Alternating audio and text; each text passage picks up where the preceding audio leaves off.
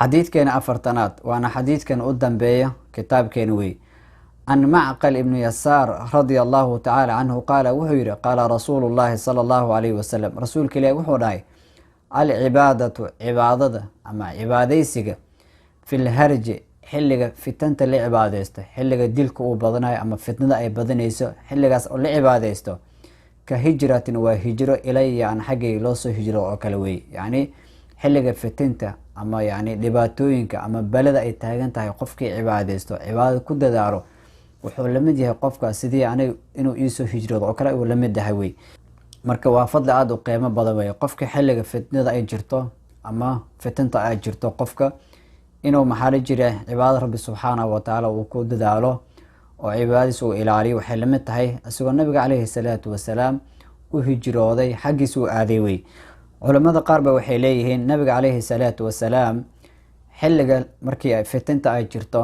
qofka inuu cibaadada uu ku dadaalo waxay la mid tahay asagoo nabiga kaleeyhi salaatu wasalaam u soo hijrooday tusaalaha labada la isku tusaaleynayo waxay leeyihiin nabiga kaleeyhi salaatu wasalaam xilligiisa waxa yaraa muslimiinta way yaraayeen cibaadada ayaa yareed yani nabiga markuu soo hijrooday Madiina uu soo aaday dadkii way yaraayeen qofkii markaasi oo soo hijrooday nabiga soo raacay wuxuu ahaa marka qof yani la soo cararay diinkiisa oo la soo cararay magaalo beled kufru ka soo cararay magaalo shirki balaayo ka jirto wuxuu u soo cararayaa nabiga kaleeyhi salaatu wasalaam inuu agtiisa ka cibaadeysto iimaanka ay u soo cararaya marka waxay leeyihiin qofka xilliga fitnada jirto xilliga fitnada ay jirto oo cibaadada laga tagay oo dhibaatada mashaqada fitnada ay badan tahay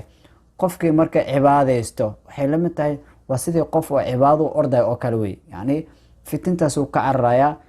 dhibaatadaas ee qarmuunkaas ee wasaqdaas taalo wuxuu carray ilaahay cibaadadiisa qofka hijroonay wuxuu ka carray shirkiga iyo balaayada ee nifaaqi gaalnimada ka carray wuxuu carray sidoo kale sin iimaankii ilaahay subhanahu wa ta'ala cibaadadiisa uu carraya qofkan sidoo kale wuxuu ka carraya fitintii iyo wixii uu ka carray wuxuu carray ilaahay cibaadadiisa marka ajirkooda waa isku mid weey nabiga kaleeyhi salaatu wasalaam wuxuu yiri sidii qof aniga iisoo hijroona oo kale way marka la doonayo qofka inuu ku dadaalo cibaadada waqti walba